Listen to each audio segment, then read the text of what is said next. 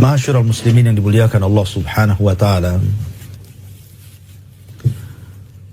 Allah Subhanahu wa taala berfirman, "Kullu nafsin dha'iqatul maut." Setiap jiwa pasti akan menghadapi kematian. Siapapun Anda. Anak kecil bisa meninggal. Orang remaja bisa meninggal.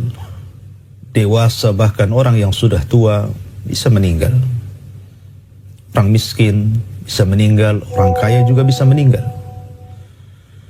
Rakyat biasa bisa meninggal, para pejabat pun bisa meninggal. Karena di dunia ini tidak ada yang kekal. Ma indakum tanfud wa ma indallahi baqin. Apa yang ada pada sisi kalian pasti binasa. Tetapi apa yang hanya di sisi Allah Subhanahu wa taala itulah yang kekal selamanya. Oleh karena itulah maka keyakinan bahwa kita akan mati harusnya menjadikan kita cerdas. Dan orang yang cerdas itu disabdakan Nabi sallallahu alaihi wasallam, al-kayyisu man dana nafsah wa amila lima ba'dal maut. Dan orang cerdas itu adalah orang yang senantiasa mengintrospeksi dirinya, kemudian mempersiapkan sebelum kematiannya. Dan tidak ada persiapan yang lebih baik melebihi ketakwaan kita kepada Allah Subhanahu wa taala, karena Allah Subhanahu wa taala yang berfirman, "Wa tazawwadu fa inna khaira zadi taqwa." Berbekalah kalian, karena tidak ada perbekalan yang lebih baik melebihi taqwallahi azza wa jalla. Ma'asyiral muslimin yang dimuliakan Allah Subhanahu wa taala. Sesoleh apapun manusia, sehebat apapun amalan yang ia amalkan di dunia,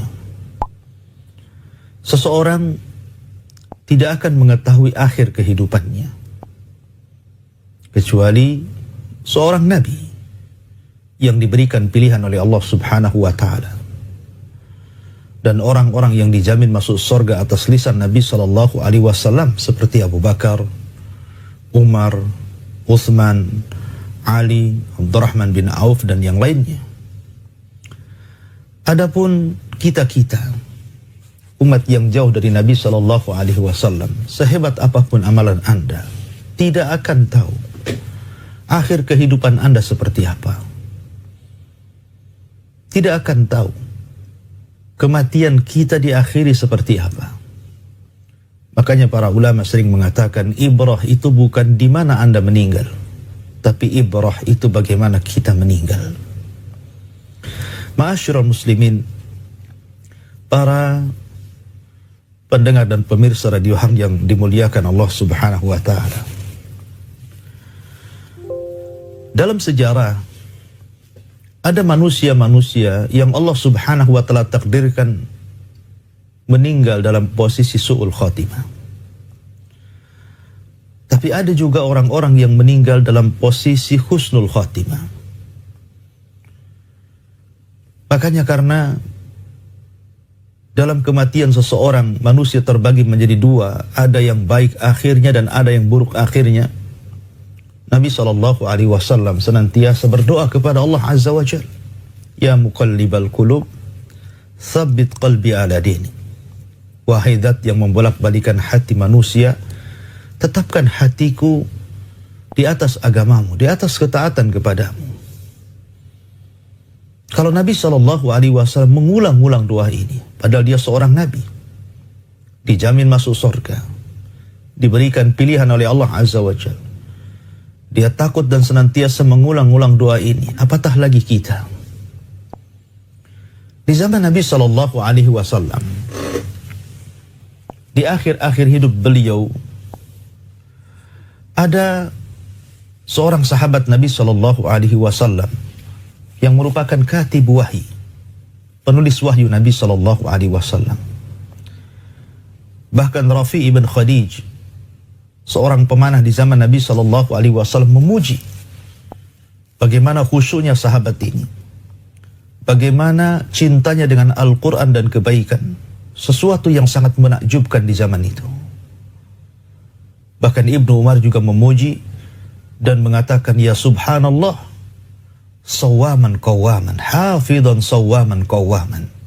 Orangnya penghafal Quran, rajin sholat malam, bahkan rajin berpuasa. Siapa dia?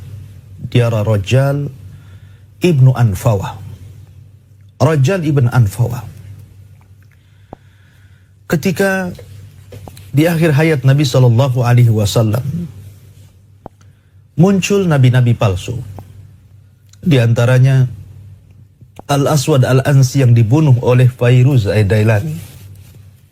Kemudian Musailamah Al-Kadzab yang kemudian berakhir di tangan Wahsy Ibnul Harb. Kemudian Tulaiha Ibnu Khuwailid Al-Asadi dan Sajah bintul Harith dan yang lainnya. Ketika itu Nabi SAW mengutus Rajal ibn Anfawah untuk menasihati Musailamah Al-Kadzab dan kembali ke jalan yang benar. Berangkatlah Rajal ibn Anfawah ini dengan tujuan mendakwai Musailamah Al-Kadzab.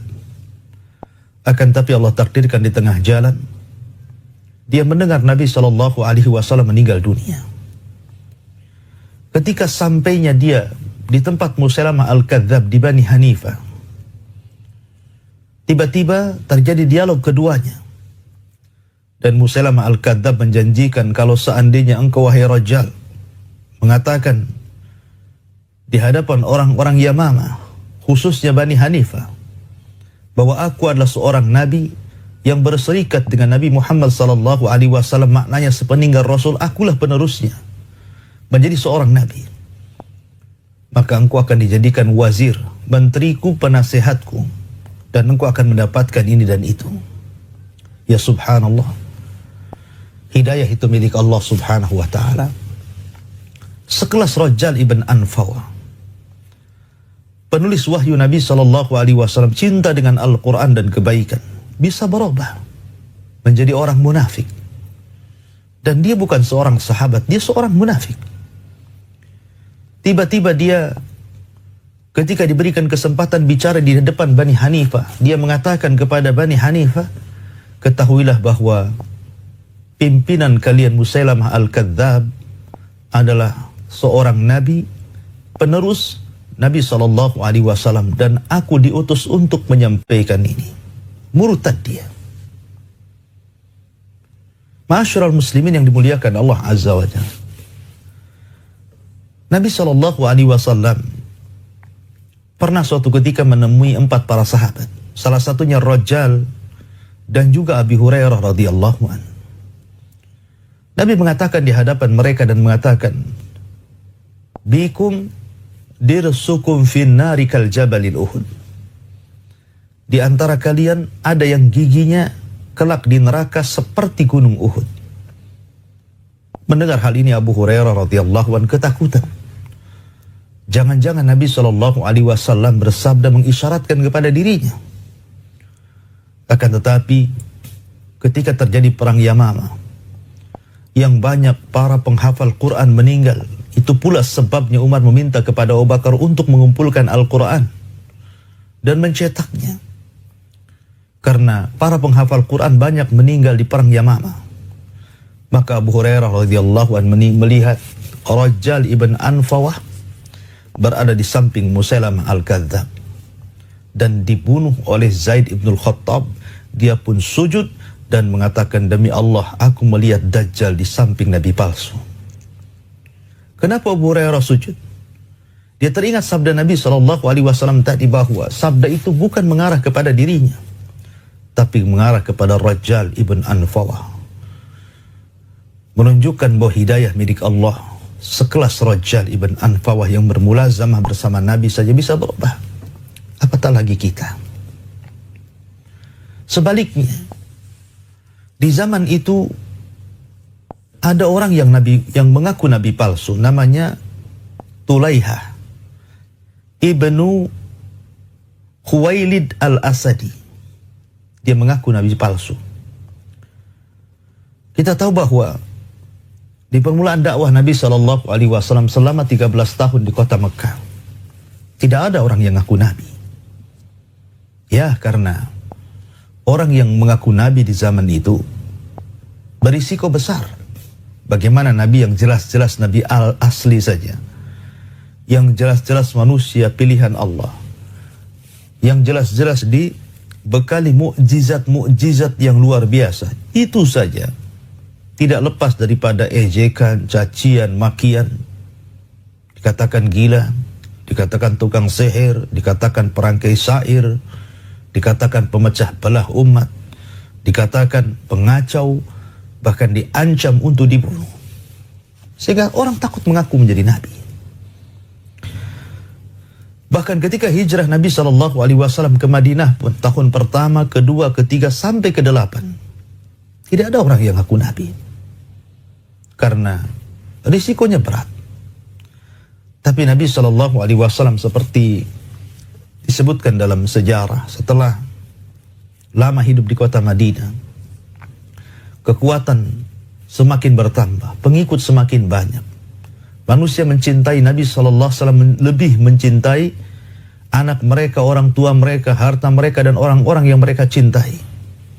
Maka mereka memandang bahwa jadi seorang Nabi itu enak. Jadi seorang Nabi itu dihormati.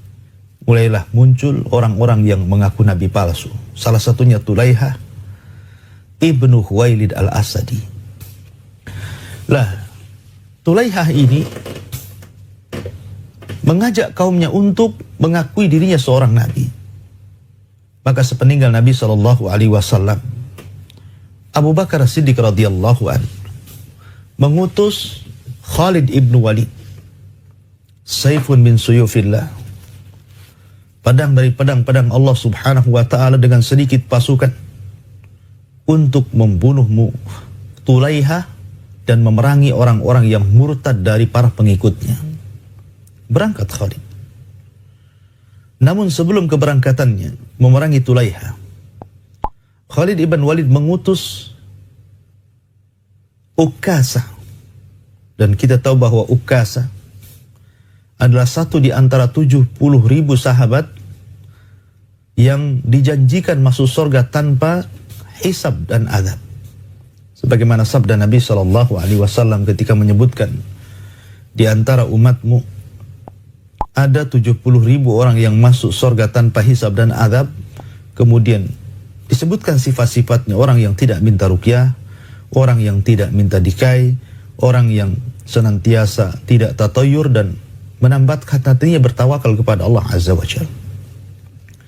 Maka Ukasah berdiri dan mengatakan, "Ya Rasulullah, wahai Rasulullah, doakan aku termasuk mereka."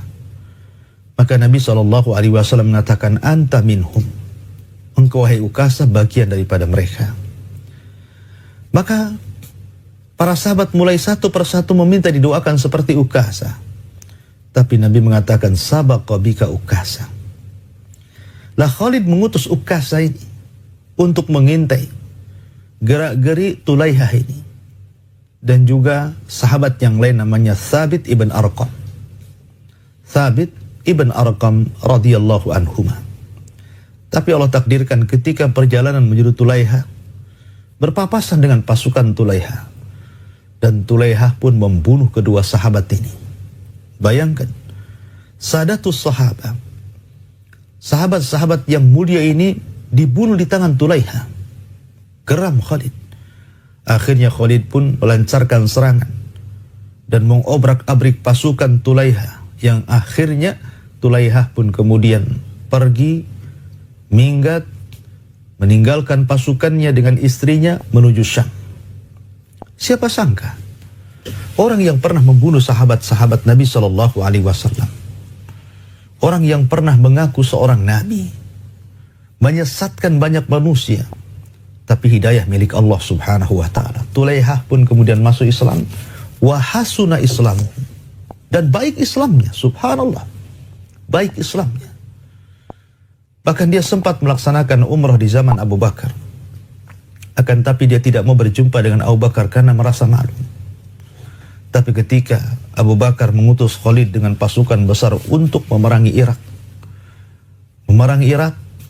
maka Tulaihah orang yang berada di samping Khalid ibn Walid, dan Abu Bakar menjadikan dia mustasyar fil harbi, orang yang patut dan layak dimintai pendapat saat peperangan. Dan ketika terjadi perang dahsyat luar biasa, maka Tulaiha dengan beraninya kemudian berperang habis-habisan sampai kemudian dia mati syahid.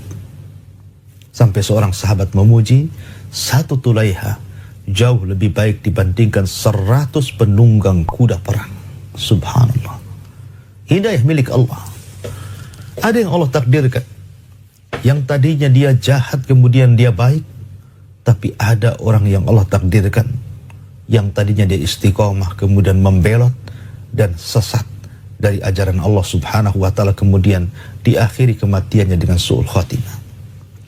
Ma'asyiral muslimin yang dimuliakan Allah subhanahu wa ta'ala, dari sini Siddiq Hasan Khan rahimahullahu ta'ala mengatakan, ingat bahwa akhir kehidupan orang, kenapa bisa sampai su'ul khatimah, kenapa bisa sampai buruk akhir hidupnya?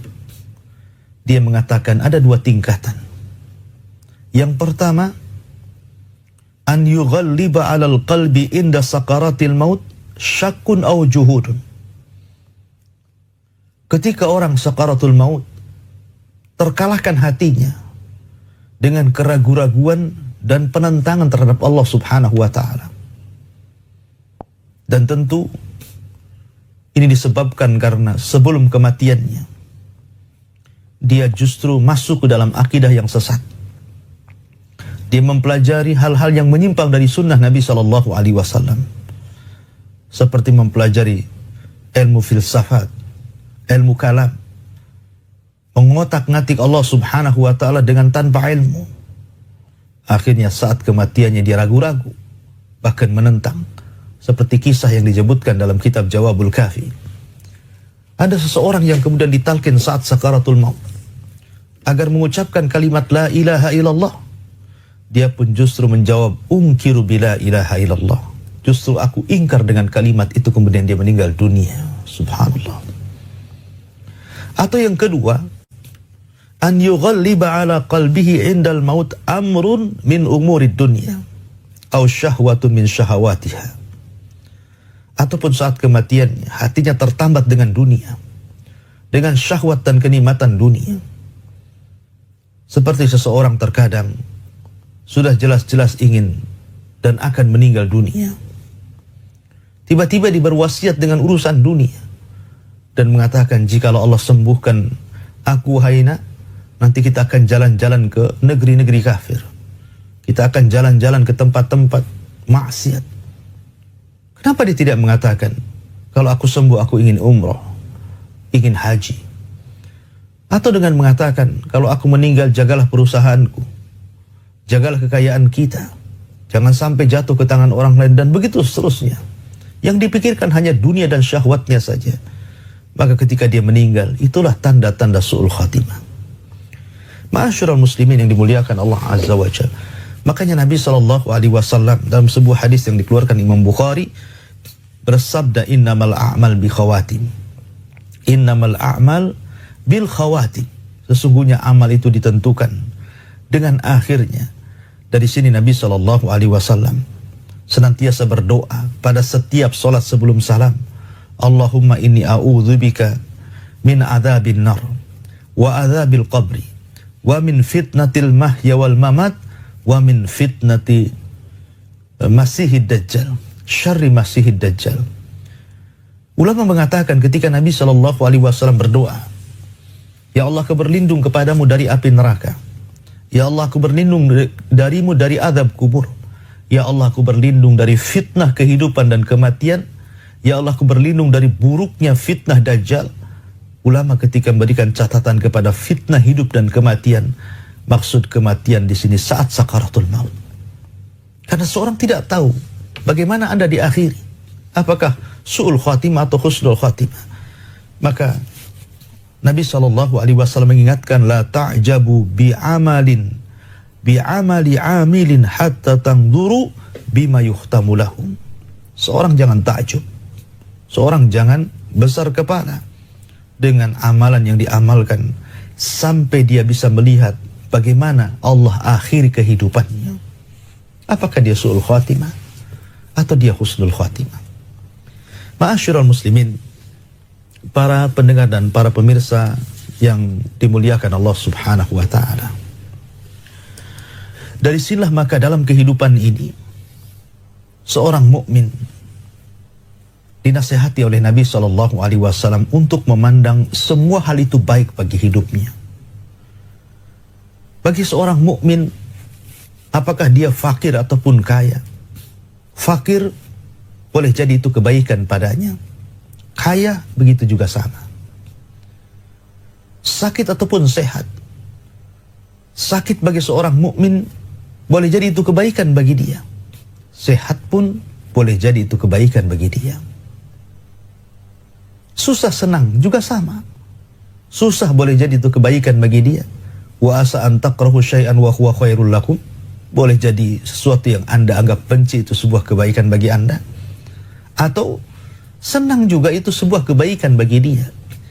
Makanya Nabi SAW senantiasa mengajarkan kepada kita untuk berhusnudzan. Berhusnudzan. Berbaik sangka dengan Allah Subhanahu wa ta'ala. Itu yang harus kita tanamkan pada kehidupan kita. Berbaik sangka kepada Allah. La'allahu khair. Boleh jadi ada kebaikan yang terkandung padanya. Makanya Nabi SAW bersabda, ajaban li amril mu'min. Sungguh mengherankan perkaranya seorang mukmin. In asabathu syarra syakar fakana khairan lahu. Wa in asabathu dharra sabar fakanat khairan lahu. Apabila ditimpa seorang mukmin itu dengan kebaikan, dia bersyukur dan itu kebaikan bagi dia. Dan apabila ditimpa keburukan, dia pun bersabar dan itu kebaikan bagi dia. Dan itu tidak terdapat kecuali pada hati seorang mukmin. Ma'asyiral muslimin yang dimuliakan, kita tidak tahu. Tetapi berhusnudzonlah kepada Allah. Karena itu pula yang menjadikan Nabi SAW bersabda dalam hadis qudsi, ana ma'adhanni abdi bi. Allah Subhanahu wa ta'ala berfirman, saya ini akan mengikuti prasangka seorang hamba. Makanya saat seseorang sakit parah, dan ini yang disenangi syaitan, maka syaitan akan terus memberikan was-was. Maka orang sakit itu dekat dengan syaitan. Karena biasanya orang sakit itu mudah putus asa. Apalagi sakitnya sudah parah, menyibukkan manusia, melihat apakah Rabbmu itu adil atau zalim? Apakah Rabbmu itu adil ataukah zalim? Subhanallah, dia mengatakan seperti itu. Apakah Tuhan kita ini adil atau zalim, katanya. Maka Nabi Daud alaihi salatu wassalam mengatakan, bala adalun. Bahkan Rabb kita ini adil. Tidak pernah zalim. Tidak pernah menimpakan sebuah musibah di luar kesanggupan kita. Akhirnya kemudian ibu ini pergi dengan kecewa karena tidak mendapatkan jawaban yang pas. Karena ibu ini merasa hidupnya sudah susah. Kemudian sesampainya di rumah baru dia sadar.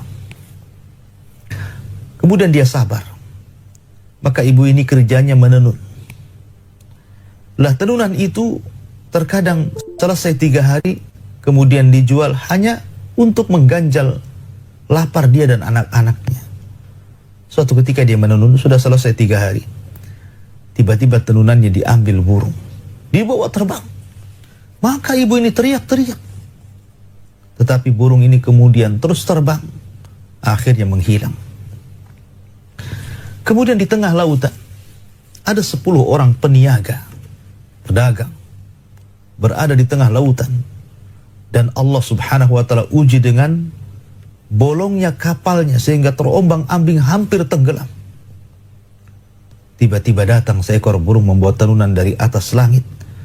Kemudian dijatuhkan persis di bawah kapal itu. Maka orang-orang pun kemudian segera mengambilnya, kemudian menggulungnya, kemudian mengganjal di tempat bocor kapalnya itu. Akhirnya mereka diselamatkan oleh Allah Azza wa Jalla. Setelah selamat, kemudian orang-orang ini turun dan mendatangi Nabi Allah Daud dan menceritakan kondisinya. Dia ingin bersyukur kepada Allah Azza wa Jal karena sudah diselamatkan Allah Azza wa Jal, dan ia ingin memberikan kepada Nabi Daud setiap satu orang 100 dinar. 100 dinar. Akhirnya Nabi Daud alaihi salatu wassalam melihat tenunan yang diganjalkan. Kemudian teringat dengan ibu itu. Dipanggillah ibu itu, dan ibu itu mengatakan, demi Allah, ini tenunan saya yang diambil oleh seekor burung. Akhirnya kemudian 10 peniaga ini memberikan setiap satu orang 100 dinar kepada ibu ini. Dan ibu ini akhirnya menjadi kaya. Terkadang apa yang kita anggap buruk menjadi sebuah kebaikan bagi dia. Begitulah kehidupan. Ma'asyiral muslimin yang dimuliakan Allah Azza wa Jalla. Makanya penting istiqamah. Karena hanya orang-orang yang istiqamah yang Allah Subhanahu wa taala firmankan, yusabbitullahu alladhina amanu bil qawli tsabit fil hayatid dunya wa fil akhirah wa yudhillullahu adh-dhalimin wa yaf'alullahu ma yasha. Allah akan teguhkan orang-orang yang beriman dengan perkataan yang mantap, baik dalam kehidupan dunia ataupun kehidupan akhirat, dan Allah akan menyesatkan orang-orang zalim, dan Allah akan berbuat sekehendaknya. Maka istiqomah itu penting, karena ini yang menjadikan husnul khotimah akhir pada kehidupan kita, sebagaimana Allah Subhanahu wa taala berfirman, innal ladzina qalu rabbuna Allah tsumma istaqamu tatanazzalu alaihimul malaikah alla takhafu wa la tahzanu wa abshiru bil jannah ila akhiril ayat. Dan orang-orang yang senantiasa mengatakan Rabb kami Allah, kemudian istiqomah, maka saat kematiannya akan turun para malaikat dan membisikkan di telinganya, jangan takut, jangan sedih, berbahagialah, karena Allah Subhanahu wa taala sudah menjanjikan surga bagimu. Maka mempersiapkan kehidupan sebelum kematian, Allah senantiasa bertakwa kepada Allah, berhusnudzon kepada Allah Subhanahu wa taala, dan tentunya istiqomah dan berdoa kepada Allah Subhanahu wa taala agar kita diwafatkan dalam posisi su'il khatimah. Wallahu a'lam bishawab. Ini yang bisa sampaikan, mudah-mudahan ada manfaatnya. Saya kembalikan kepada moderator, fal yatafaddal mashkur. Jazakallah khair Ustaz atas materi yang sudah disampaikan di kesempatan yang berbahagia ini. Semoga kita semuanya bisa mengambil manfaat dari apa yang telah disampaikan oleh Ustaz. Baik, untuk Anda yang ingin bertanya, disilahkan Anda boleh bergabung dengan kami. Bisa menelpon secara langsung ke 081, saya ulangi, ke 0811 7006 106, atau juga bisa mengirimkan pertanyaan Anda ke 081 803 106 106. Baik Ustadz, ada pertanyaan yang sudah masuk. Saya Salman Tahulending dari Jakarta. Saya seorang mu'alaf. Apakah ada doa khusus yang bisa saya panjatkan agar keluarga saya yang masih beragama lain ini bisa masuk Islam nih? Terima kasih Ustaz. Iya. Bismillahirrahmanirrahim. Salatu wassalamu ala Rasulillah. Iya. Pertanyaan yang sangat bagus sekali. Adakah doa khusus bagi keluarga Anda yang belum masuk dalam hidayah Islam? Sebenarnya tidak ada doa khusus. Akan tetapi Anda bisa berdoa dengan doa yang diajarkan Nabi SAW ketika sahabat Abi Hurairah radhiyallahu an diuji oleh Allah Subhanahu wa taala, ibundanya belum masuk Islam. Dan ibundanya sangat benci dengan Rasul sallallahu alaihi wasallam. Bahkan setiap hari mencaci maki Nabi sallallahu alaihi wasallam. Sampai Abu Hurairah terkadang menangis, sedih dengan perlakuan ibunya dan kasarnya ibunya kepada Nabi sallallahu alaihi wasallam. Dia berusaha mengajak kepada hidayah tetapi belum mau. Sampai suatu ketika dia melihat dan mendengar ibunya mencaci maki dengan hebat akan Nabi sallallahu alaihi wasallam. Akhirnya dia datang kepada Nabi sallallahu alaihi wasallam minta doa dan mengatakan, "Ya Rasulullah, wahai Rasul, berdoalah kepada Allah Subhanahu wa taala agar ibuku mendapatkan hidayah." Maka Nabi sallallahu alaihi wasallam berdoa dan mengatakan, Allahumma hdi li ummi Abi Hurairah. Ya Allah, berikan hidayah kepada ibunya Abi Hurairah. Ya Allah, berikan hidayah kepada ibunya Abu Hurairah. Begitu juga Nabi SAW ketika disakiti oleh orang-orang Taif. Kemudian dua malaikat Jabal menawarkan dirinya untuk menimpakan gunung kepada siapapun yang menyakiti Nabi SAW. Tapi Nabi SAW justru mengatakan, Allahumma hdi biqaumin fa innahum la ya'lamun. Ya Allah, berikan hidayah kepada mereka, orang-orang kafir itu. Mereka tidak tahu aku seorang Nabi. Boleh jadi Allah Subhanahu wa ta'ala membangkitkan dari turunan mereka orang-orang yang bertauhid kepada Allah Subhanahu wa ta'ala. Begitulah tuntunan Nabi SAW. Maka kalau Anda sudah mu'alaf, masuk dalam Islam, maka berdoalah di waktu-waktu yang sangat mustajab. Selepas sholat, di sepertiga malam, di antara adzan dan qomat, saat hujan, berdoa kepada Allah. Sebut satu-satu keluarga Anda, minta kepada Allah Subhanahu wa ta'ala agar satu persatu diberikan hidayah. Dan bukan mustahil bagi Allah, walaupun sesuatu dianggap mustahil bagi kita, tapi mungkin bagi Allah Subhanahu wa ta'ala. Berapa banyak orang-orang yang secara zahir tidak mungkin bertobat? Siapa bilang? Di zaman Nabi SAW ada seseorang yang membunuh paman Nabi SAW, namanya Wahsy. Bayangkan, dia membunuh manusia yang dicintai Nabi hanya karena ingin merdeka dan mendapatkan harta. Tapi siapa sangka Wahsy bertobat. Kemudian dia menebus karena pernah membunuh orang yang sangat dicintai Rasul. Akhirnya dia ingin membunuh orang yang sangat dibenci Rasul. Di tangan dia, Musailamah al-Kadzdzab, nabi palsu, dibunuh dengan tombaknya. Oleh karena itulah, maka jangan pernah putus asa. Terus berdoa, terus berdoa. Dan berdoa saja tidak cukup tentunya. Anda harus mengambil sebab dengan menampakkan akhlak Islam, bahwa agama yang baru yang Anda anut hari ini, agama Islam, adalah jauh lebih baik dibandingkan agama sebelum Anda.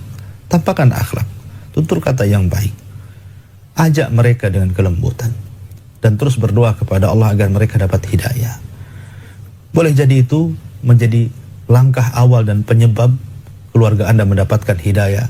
Dan saya juga mengajak kepada seluruh para pendengar untuk mendoakan keluarga yang bertanya agar satu keluarga mendapatkan hidayah Allah Subhanahu wa ta'ala, semuanya masuk ke dalam Islam. Amin ya rabbal alamin. Wallahu a'lam bishawab.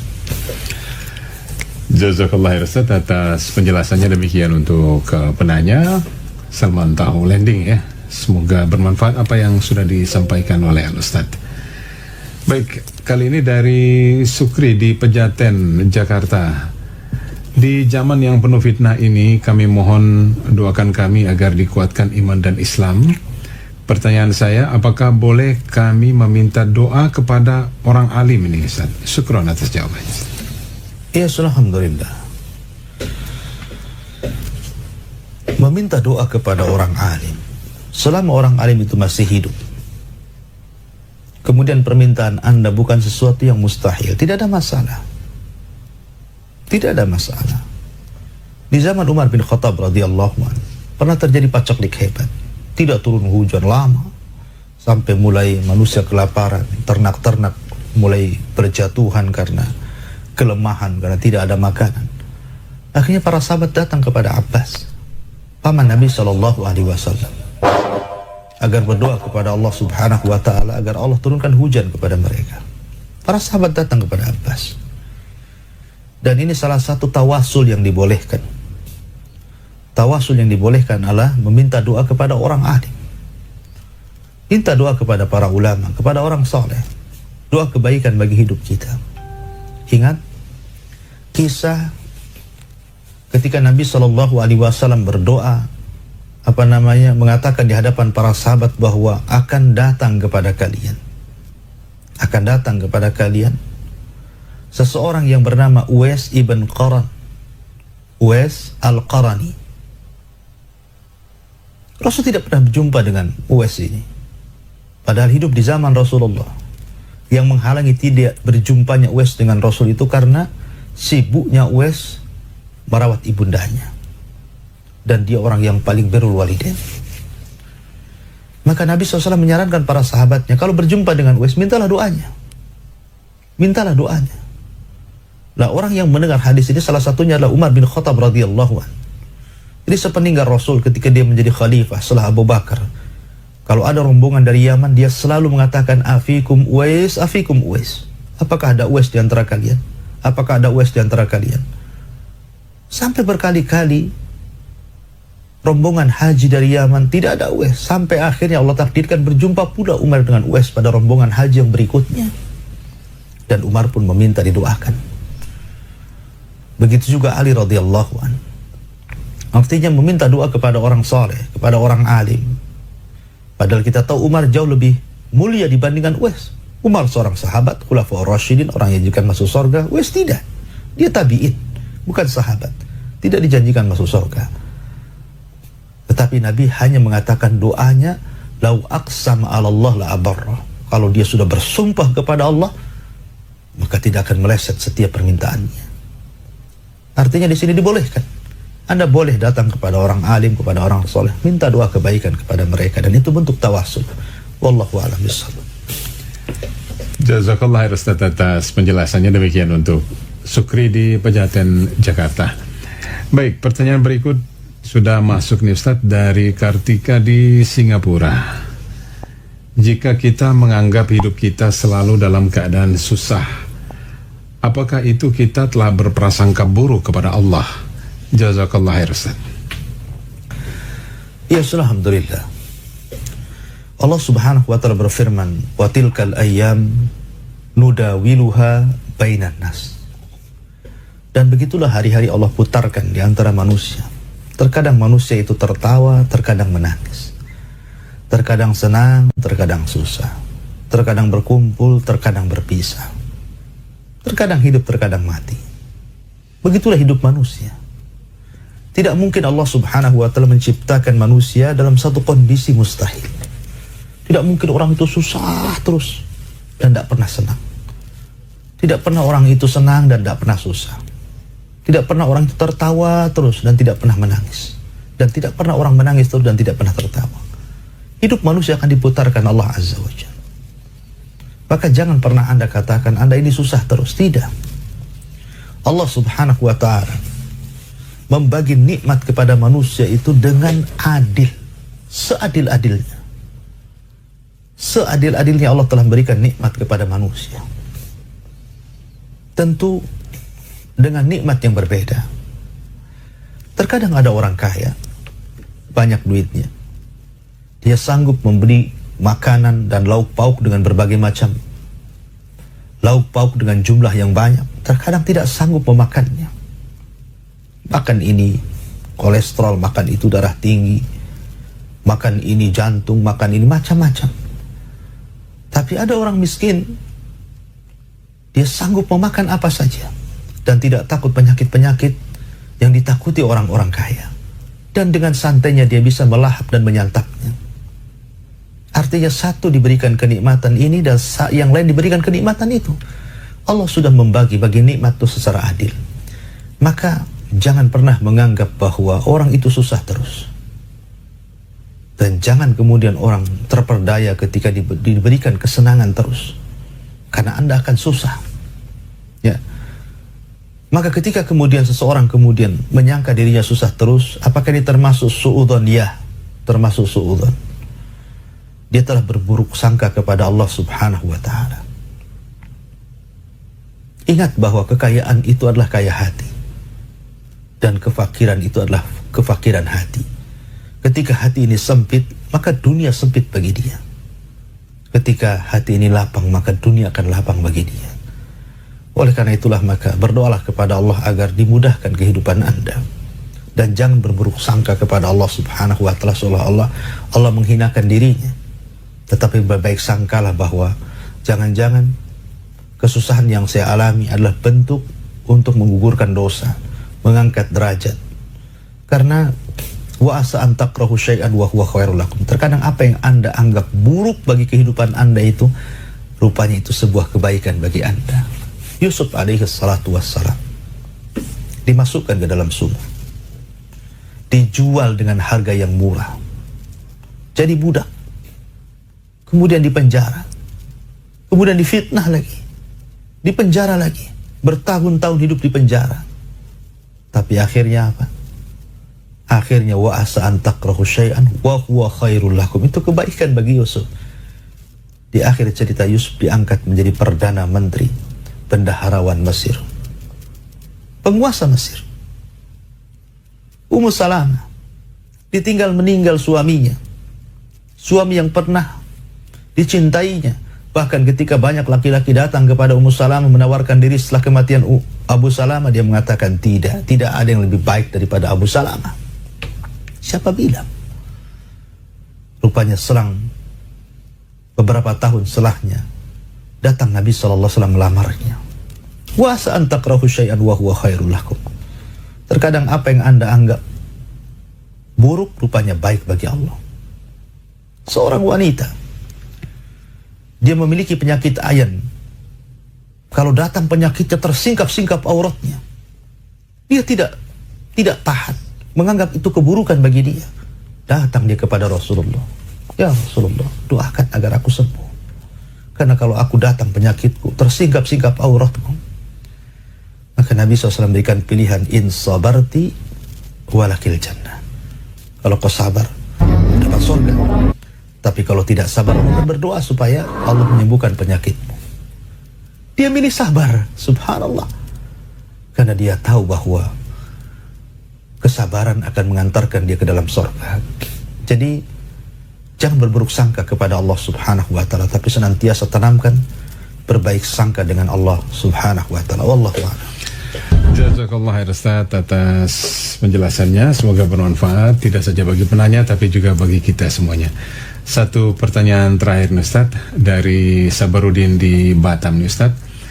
Banyak tayangan di media sosial yang katanya ketika orang meninggal dalam keadaan sholat adalah husnul khatimah. Mohon penjelasannya Ustaz. Ya sunnah, alhamdulillah. Dijelaskan oleh Imam Ibnul Qayyim bahwa manusia saat menutup dirinya di dunia ataupun saat kematiannya itu ada 4 kondisi. Yang pertama, orang yang dalam hidupnya dia memang seorang mukmin, orangnya soleh. Kemudian ketika dekat ajalnya semakin soleh. Jadi ketika sakit parahnya justru makin rajin ibadahnya, melebihi ketika sehatnya. Kemudian dia meninggal, maka ini manusia yang paling mulia, husnul khatimah. Yang kedua, orang yang dalam kehidupannya mungkin dia seorang kafir atau fasik, tapi saat menjelang ajalnya dia pun bertobat menjadi seorang muslim atau menjadi seorang yang soleh. Maka kemudian dia meninggal seperti itu, maka dia husnul khatimah. Seperti kisah orang yang membunuh 99 jiwa kemudian digenapkan 100 jiwa dengan membunuh seorang pendeta. Akhirnya dia bertobat dan Allah terima tobatnya. Dan yang ketiga, orang yang dalam kehidupannya kafir, fasik, saat menjelang kematiannya makin kafir, makin fasik, bukan bertobat, maka dia seburuk-buruk manusia. Dan yang keempat, orang yang dalam hidupnya mukmin atau kafir, tiba-tiba dia tambah kafir, tiba-tiba kemudian yang fasik ini tidak mau bertobat, ya. Jadi dia awalnya kafir ataupun awalnya mukmin kemudian dia kafir, atau dia seorang yang soleh kemudian fasik, kemudian dia meninggal seperti itu, maka ini su'ul khatimah. Itulah 4 keadaan. Dan ulama menggolongkan ketika bicara tentang tanda-tanda alamah husnul khatimah adalah yang zahir. Salah satunya adalah meninggal di tempat-tempat ibadah saat beribadah kepada Allah Azza wa Jalla. Karena ingat, seseorang itu meninggal sesuai dengan kebiasaannya. Kalau Anda diberikan kesukaan untuk sholat, dimudahkan untuk sholat, senang dengan sholat, sholat wajib, sholat malam, sholat sunnah, senang rasanya Anda, disenangkan dengan sholat. Kemudian Anda senantiasa berdoa, ya Allah, amitni ala sholat, matikan aku dalam kondisi sholat, maka orang itu diwafatkan dalam kebiasaan sehari-harinya. Tapi Anda kalau gemar maksiat, gemar melakukan dosa besar, maka boleh jadi Anda akan meninggal seperti itu. Karena orang akan dibangkitkan sesuai dengan kebiasaan hidup di dunia. Kalau pertanyaannya apakah seseorang ketika sholat meninggal dunia ini tanda-tanda husnul khatimah, bisa jadi. Itu penjelasan para ulama. Wallahu